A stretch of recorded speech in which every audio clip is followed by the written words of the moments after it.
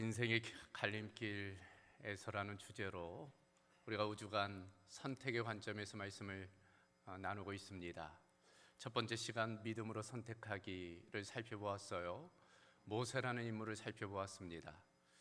인생 중 어떤 갈림길이 있고 그 갈림길에서 우리가 무엇을 어떻게 왜 선택해야 될지, 특별히 믿음의 관점에서 선택을 살펴보았어요. 두 번째 시간은 변화의 길 선택하기였습니다. 야곱이라는 인물을 통해서 변화의 필요성을 보는 것입니다. 인간의 완고함 쉽게 변화되지 않아요. 그러기에 하나님께서는 때로 위기를 조성하실 때가 있습니다. 그 위기 가운데 포기하지 아니하고 자기의 잘못을 인정하고 또 하나님의 손을 붙들고 동역할 때 변화할 수 있음을 함께 살펴보았지요. 자, 오늘은 세 번째 시간이네요. 탁월한 삶 선택하기입니다. 한번 따라해 보겠습니까? 탁월한 삶 선택하기. 자, 오늘은 야베스라는 인물을 좀 살펴보려고 그래요. 우리에게 비교적 익숙한 인물입니다.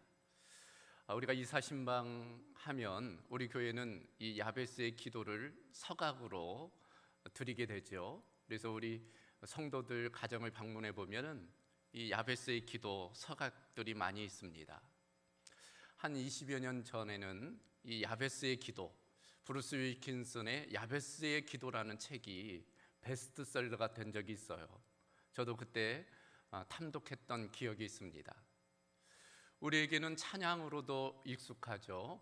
원컨대 주께서 내게 복에 복을 더하사 라고 시작하는 야베스의 기도라는 찬양으로도 유명합니다.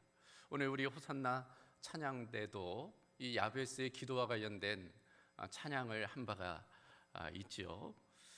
이와 같은 야베스가 유명한 까닭은 바로 그 기도 때문입니다.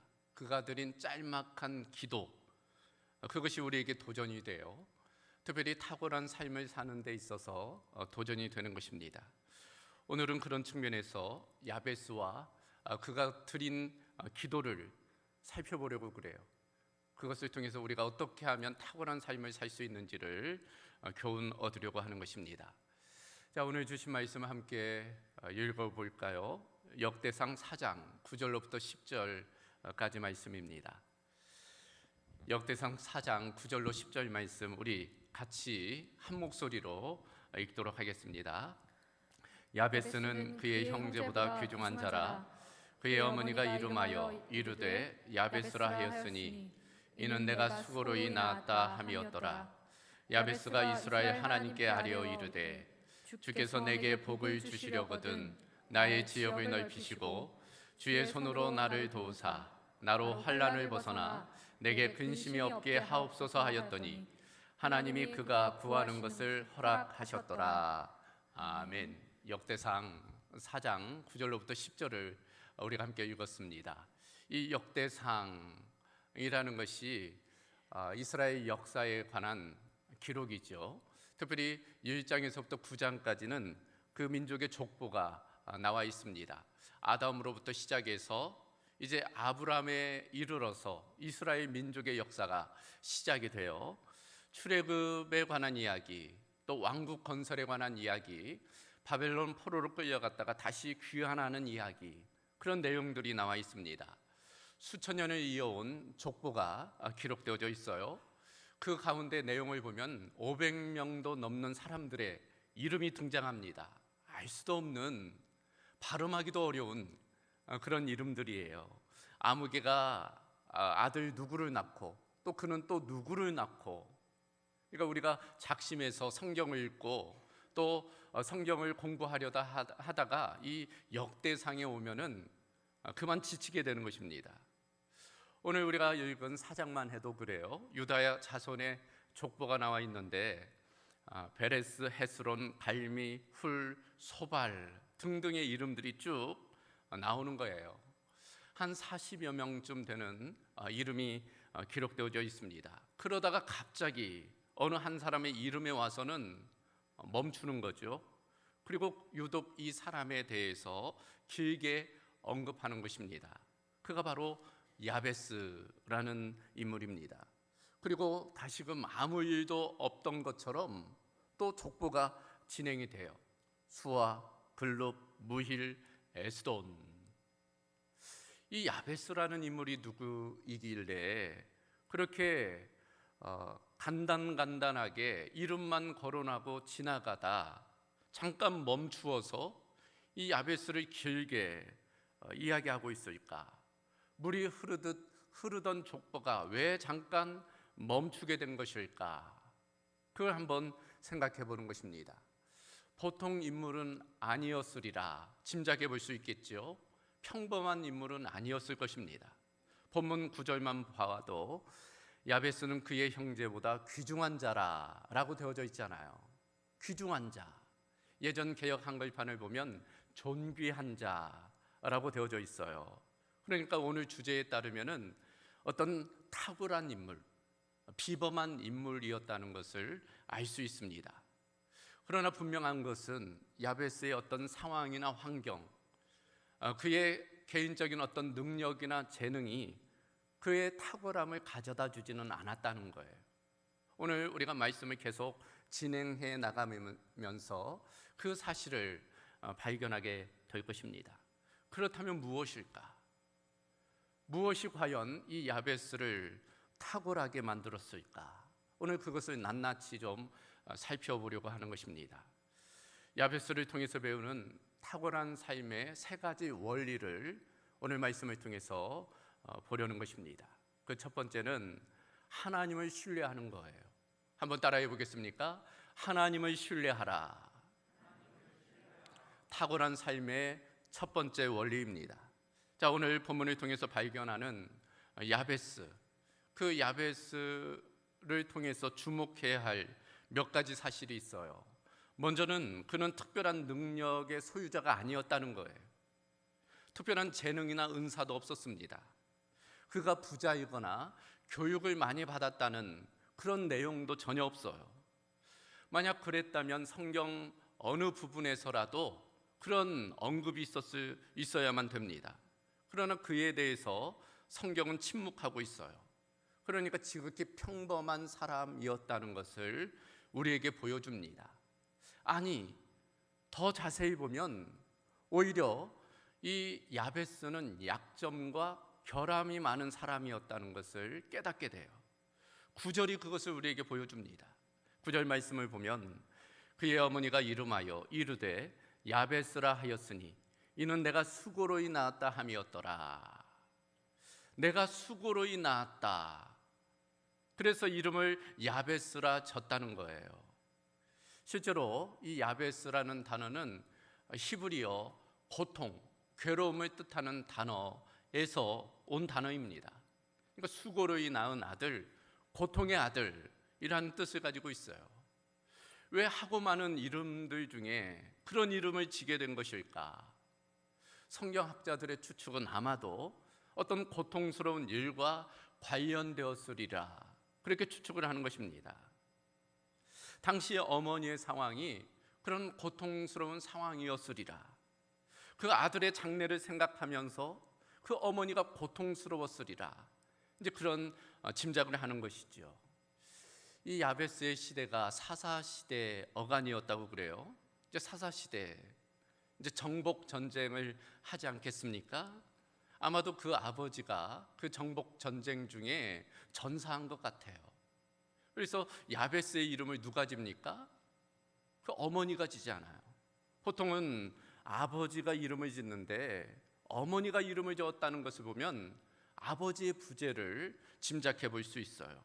아마도 전쟁 중에 전사한 것 같아요. 그 일로 어머니가 충격을 받은 것 같습니다. 결국 난산을 통해서 아들을 낳았는데 장애를 가진 아들을 낳았으리라. 그렇게 성경학자들은 짐작을 하는 것이죠. 아마도 그 어머니가 후회했을지도 몰라요. 아버지 없는 아들의 인생을 생각하며 차라리 낳지 않았기를 그런 생각을 했을지도 모르죠. 더군다나 장애가 있는 아이를 낳았으니 그 어머니 입장에 참 고통스러웠던 거예요. 그 아들만 보면 고통스러운 거예요. 그래서 이름조차도 야베스, 고통의 아들이라고 지었던 것입니다. 여러분의 이름이 만약 고통이라는 이름을 가지면 어떻겠어요? 고통씨, 잘 지내고 계세요? 고통씨, 웬일이세요? 고통씨, 별일 없으세요? 그렇게 이름을 듣는다면 어떻겠습니까? 고통스럽겠지요. 야베스도 그랬으리라. 자기 이름이 불려질 때마다 참 고통스러웠을 거예요. 또한 사람들은 야베스가 그런 고통스러운 인생을 살리라 예상을 했던 것입니다. 그러나 야베스는 자신의 인생이 그렇게 되도록 내버려 두지 않은 거예요. 그 약점을 극복해 나가기로 결심한 것입니다. 우리가 그것을 어떻게 알 수 있을까요? 그가 기도했다는 것을 보면 알 수 있습니다. 10절 말씀이죠. 야베스가 이스라엘 하나님께 아뢰어 이르렀다. 아뢰어 이르렀다는 것은 기도했다는 거예요. 하나님께 부르짖었다는 말씀입니다. 그래서 야베스는 상황이나 환경, 조건이나 능력 아무것도 가진 것이 없었어요. 그가 가진 것은 아무것도 없었습니다. 그러나 야베스가 가지고 있는 것이 있었는데 그것은 하나님, 그리고 하나님에 대한 믿음이었습니다. 그래서 그는 믿음을 가지고 하나님께 나아갔고 그리고 기도했던 거예요. 결국 그 믿음의 기도가 그를 탁월한 삶으로 이끌어 간 것입니다. 이처럼 우리가 야베스를 통해서 배우는 사실, 그 첫 번째는 믿음은 인생에 있어서 가장 중요한 요소라는 거예요. 믿음이 지식보다 더 중요합니다. 믿음이 능력보다 더 중요해요. 믿음이 환경과 상황보다 더 중요해요. 야베스를 통해서 깨닫는 교훈입니다. 우리가 믿음을 가지고 있다면 우리가 다른 것이 좀 부족해도 걱정할 필요가 없어요. 우리가 믿는 하나님께서 그 모든 것을 다 가지고 계시기 때문이에요. 야베스는 그것을 알고 있었어요. 그리고 그것을 믿었던 것입니다. 그런 의미에서 믿음은 그 어떤 것보다 중요한 요소인 것입니다. 여러분, 여러분의 약점은 무엇입니까? 여러분의 장애가 되는 상황은 무엇이에요? 어떤 분은 신체적인 약점, 장애가 있는 분이 계실 거예요. 어떤 분은 가정이나 직장에 어떤 약점이 있는 분이 계실 겁니다. 혹은 교육이나 환경적인 약점이 계신 분도 계실 거예요. 보통 사람은 그것을 그저 안고 평생을 살아갑니다. 그것 때문에 괴로워하거나 열등감에 빠져 살아가는 경우가 있어요. 실제로 인생의 어떤 어려움을 당할 때 보이는 세 가지 반응이 있다고 그래요. 보편적인 세 가지 반응인데 첫 번째는 체념하는 거예요. 어쩔 수 없지. 체념하고 포기하고 더 나아가서는 낙심하고 절망하는 그런 태도를 보이는 사람들이 있는 것입니다. 혹은 비난하고 변명하는 사람이 있어요. 남을 탓하는 거죠. 책임을 전가하는 것입니다. 환경만 조금 좋았더라면, 좋은 집에서 태어났다면, 교육을 많이 받았다면 달랐을 텐데 책임을 전가하고 변명하고 남을 탓하는 그런 경우가 있는 거예요.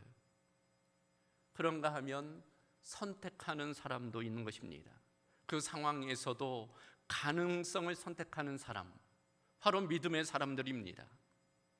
하나님을 붙드는 거죠.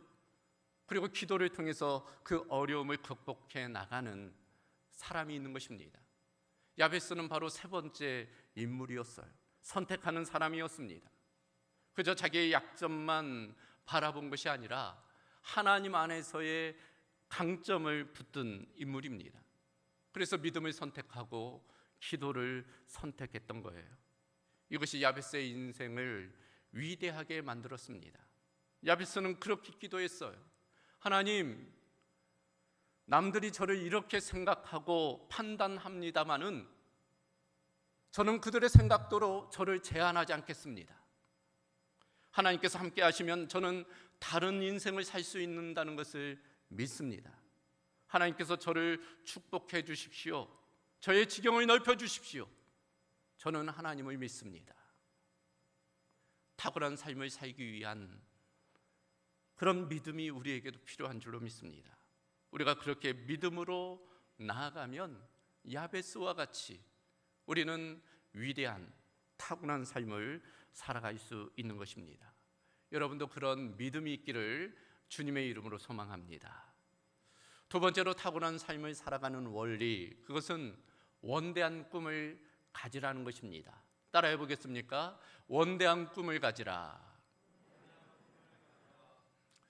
화면에 한 사람의 사진이 뜰 텐데 가운데 인물, 양옆에 있는 분들은 잘 알지만 가운데 인물이 누군지 아십니까?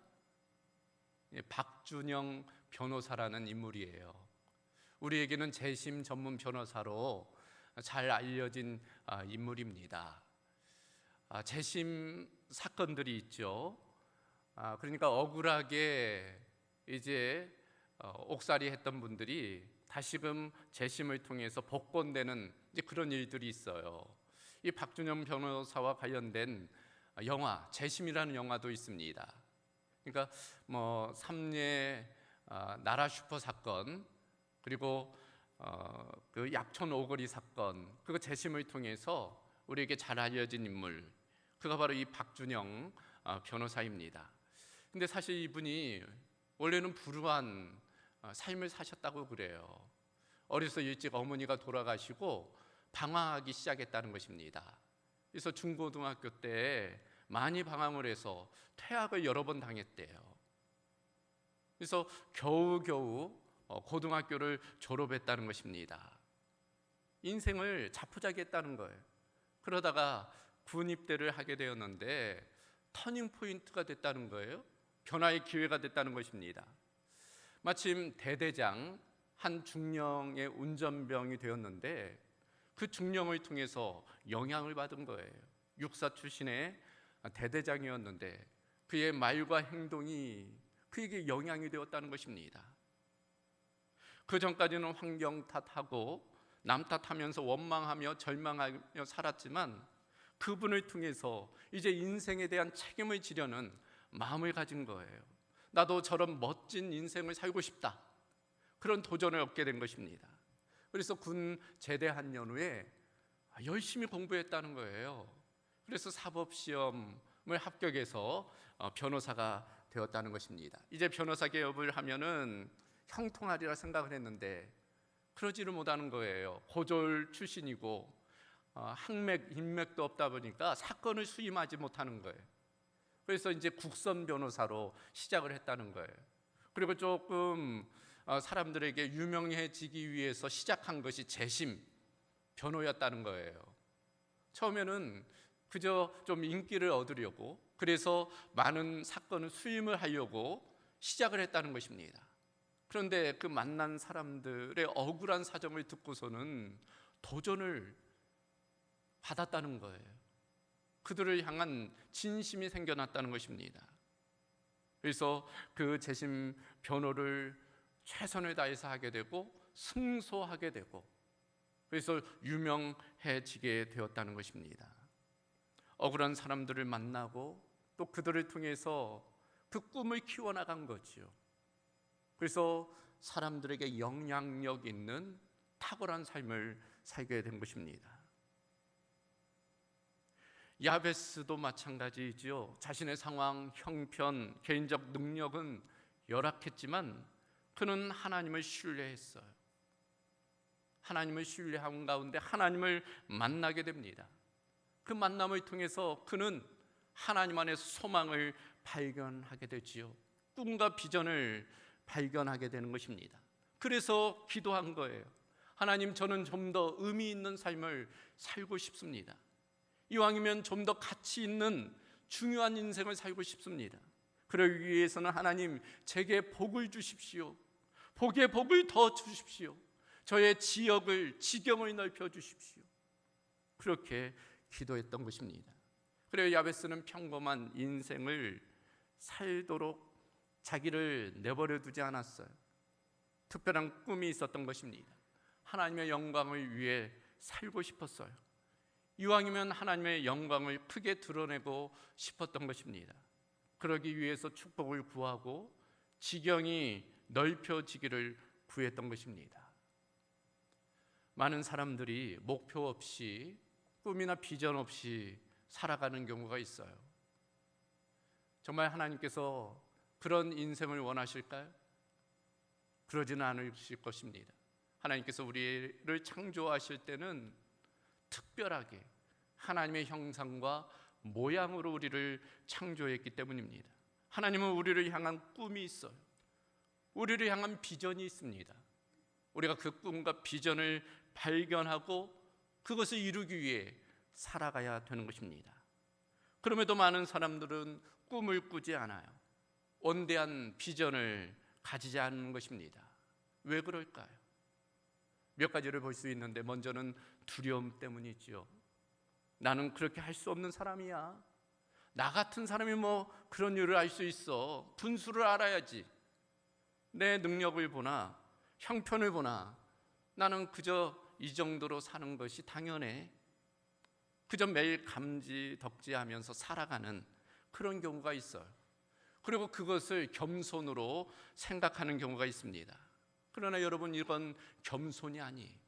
두려움입니다. 믿음이 부족해서 오는 두려움이라 할 수 있어요. 오히려 겸손은 이런 거지요. 하나님, 저는 부족합니다. 그러나 하나님께서 함께 하시면 능히 하나님의 일을 할 수 있는 줄로 믿습니다. 나는 불가능하지만 하나님은 가능하십니다. 꿈을 꾸지 못하는 이유, 겸손이 아닌 두려움 때문이지요. 왜 또 사람들이 꿈을 꾸지 못하는 것일까? 쉽게 포기하기 때문이에요. 그리고 그 포기하는 것을 자족으로 합리화하기 때문입니다. 빌보서 4장 11절을 보면 바울 사도가 이렇게 고백하고 있지요. 어떤 형편에 있든지 나는 자족하기를 배웠노라. 많은 사람들이 이 말씀 구절을 통해서 이렇게 이야기를 합니다. 그래, 있는 것에 그저 만족하며 살아야지. 어떤 형편에 처해 있든지 그저 만족하며 살아야 돼. 여러분, 그러나 모든 사람들이 그렇게 있는 것에만 만족하며 살아간다면 어려운 형편에 있는 사람을 누가 돕겠어요?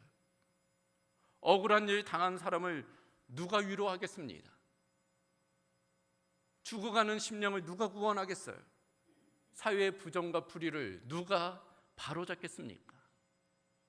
사도 바울이 고백하는 자족하기를 배웠다는 것은 그런 의미가 아니지요. 꿈이나 목표를 포기하며 살아가는 그것을 의미하는 것이 아닙니다. 미래를 포기하며 살라는 말이 아니에요. 그것은 최선을 다하되 그 결과에 대해서는 만족하며 살아야 되는, 오늘을 살아가는 태도인 것입니다. 그런 측면에서 꿈을 포기하는 것과 자족하는 것을 혼동해서는 아니 되는 것입니다. 또 한 가지, 왜 사람들이 꿈을 꾸지 않는 것일까?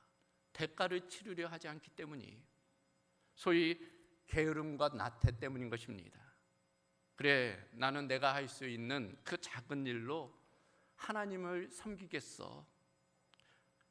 할 수 있는 만큼 하겠다는 이것, 마치 진솔하고 겸손하고 솔직한 것처럼 보이지만 전혀 그렇지가 않아요. 드러내지 않고 조용히 하겠다? 그만큼만 하겠다는 거예요. 이것이 거룩한 영성이라고 착각해서는 안 됩니다. 자기가 하고 싶은 만큼만 하겠다는, 어찌 보면 게으름과 나태라 할 수 있습니다.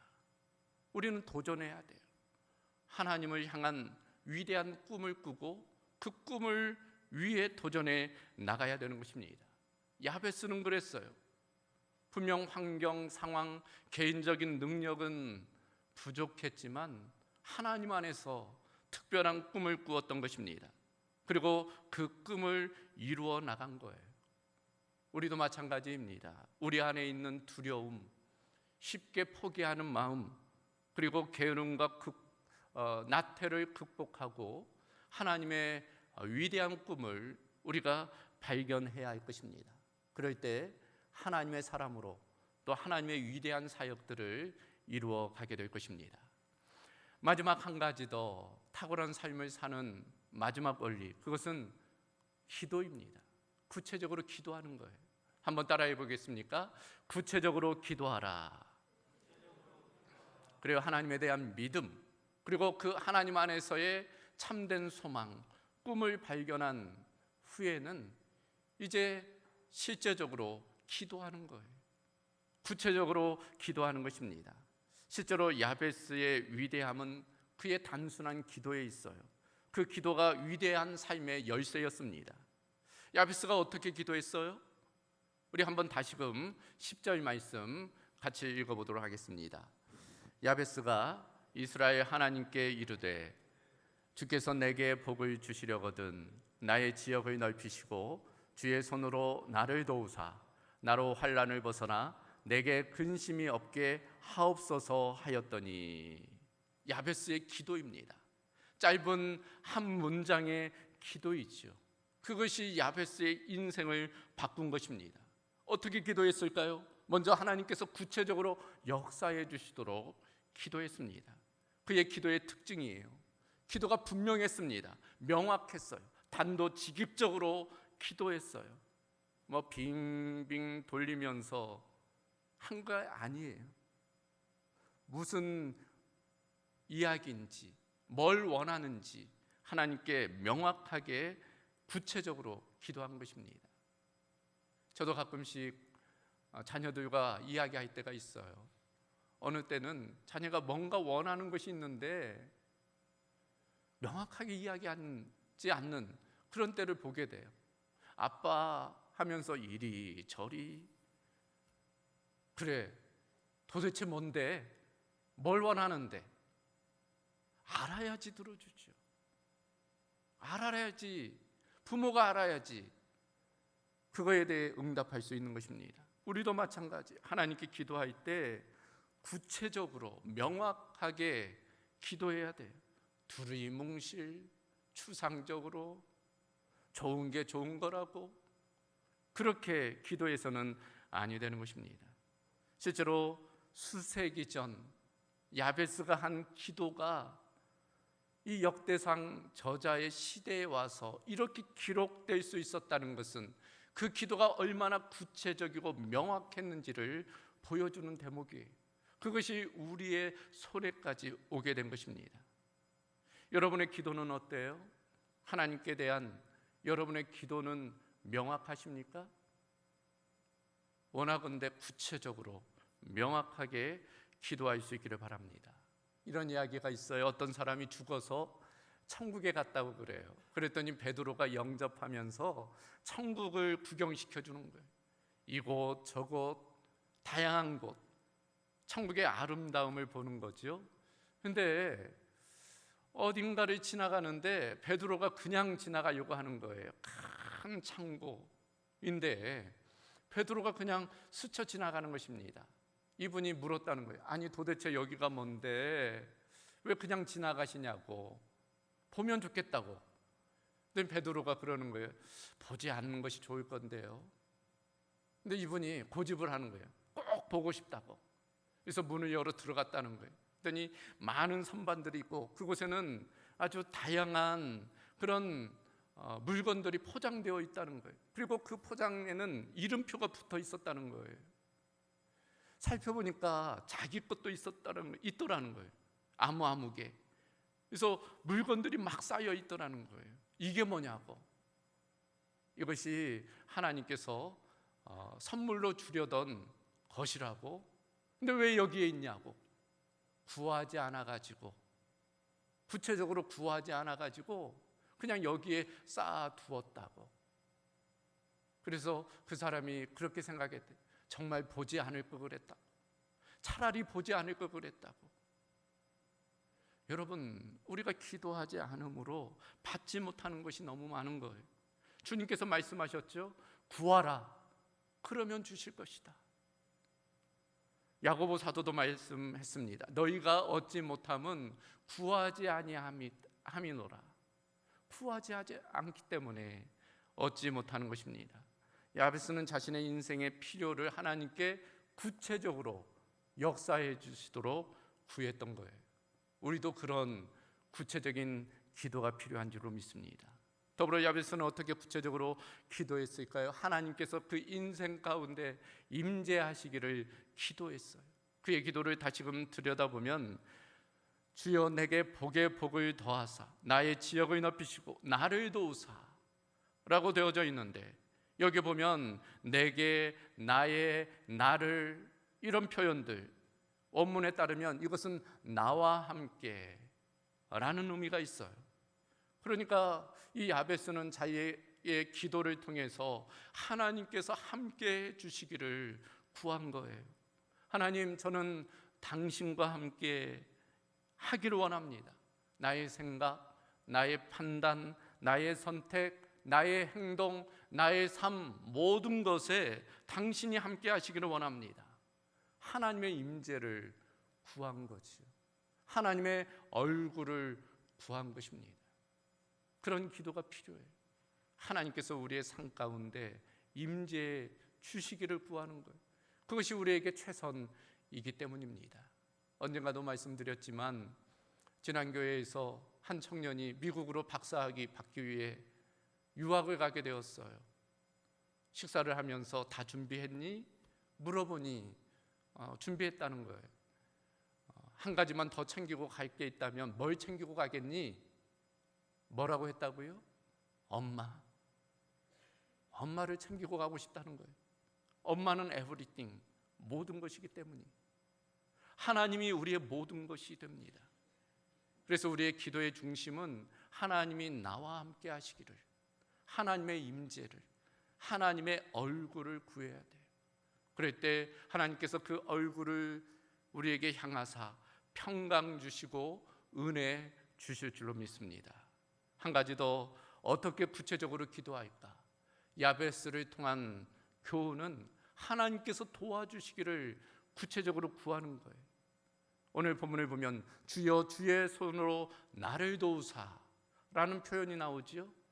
손, 하나님의 손입니다. 하나님의 손은 능력을 상징하잖아요. 그러니까 하나님의 얼굴, 그 임재를 구할 뿐 아니라 하나님의 손을 구하는 거예요. 하나님의 능력을 구하는 것입니다. 하나님, 당신의 손으로 나를 보호해 주십시오. 당신의 손으로 나를 인도해 주십시오. 당신의 손으로 나의 필요를 공급해 주십시오. 이 야베스는 그렇게 기도했던 것입니다. 우리도 그렇게 기도해야 할 것입니다. 그러면 분명 야베스와 같이 위대한 삶, 하나님을 영화롭게 하는 그 탁월한 삶을 살게 될 것입니다. 그런 은혜가 우리 가운데 있기를 주님의 이름으로 소망합니다. 어떤 아이가 있었다고 그래요. 하루는 집의 마당을 청소하는 중에 큰 바위를 발견한 거예요. 이 아이가 그 바위를 치우기 위해서 노력을 하는 것입니다. 아버지가 지나가면서 그걸 봤어요.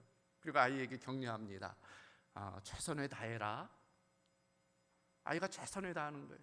밀어도 보고 지렛대로 또 사용해서 해보고 이것저것 열심을 다하는 거예요. 아버지한테 와서 이야기하는 것입니다. 아버지, 옮겨지지가 않아요. 최선을 다했느니? 네. 이 아이가 최선을 다했어요. 정말 최선을 다했니? 최선을 다했어요. 아버지가 뭐라고 했을까요? 너의 최선은 나에게 도움을 구하는 거야. 나에게 도움을 구하는 것이 너의 최선이야. 그리고 아버지가 그 바위를 옮기는 것을 도와줬다는 거예요. 여러분, 우리의 최선은 하나님을 신뢰하는 것입니다. 하나님께 도움을 구하는 거예요. 그럴 때 우리의 인생 가운데 하나님의 역사를 경험케 될 것입니다. 어떻게 탁월한 삶을 살 수 있을까? 야베스를 통한 세 가지 교훈, 하나님을 신뢰하는 거예요. 하나님 안에서 꿈을 발견하는 것입니다. 그리고 그 꿈을 하나님의 도우심으로, 기도로 이루어 가는 것입니다. 그럴 때 하나님의 영광을 나타내게 될 것입니다. 그것이 오늘 기도의 결론이에요. 오늘 기도의 결론 10절이죠. 10절, 하나님이 그가 구하는 것을 어떻게 하셨다? 허락하셨더라. 허락하셨다는 것이 뭐예요? 응답하셨다는 거지. 그가 기도한 것을 구체적으로 하나님이 응답해 주셨던 것입니다. 하나님께서 야베스의 기도를 들어주신 것처럼 우리의 기도 하나님께서 들어주실 것입니다. 그래서 탁월한 삶을 살아가도록 우리를 인도해 주실 것입니다. 그런 은혜, 그런 믿음의 삶이 될 수 있기를 주님의 이름으로 소망합니다. 하나님 감사합니다. 오늘은 야베스를 통해서 우리가 어떻게 타고난 삶을 살 수 있는지 교훈해 주심을 감사합니다. 그저 현실에 만족하고 혹은 낙심하고 절망할 수 있지만 그러나 다른 것을 선택할 수 있음을 일깨워 주심을 감사합니다. 하나님을 선택하고 또 하나님 안에서 또 소망을 붙들며 또 기도를 통해서 그 소망을 삶으로 이루어가는 은혜가 있게 하여 주시옵소서. 야베스의 기도가 우리의 기도가 되게 하시고 야베스를 향한 하나님의 응답이 우리의 응답이 되게 하여 주시옵소서. 모든 것 주께 의탁하오며 우리 주 예수 그리스도의 이름으로 기도하옵나이다. 아멘.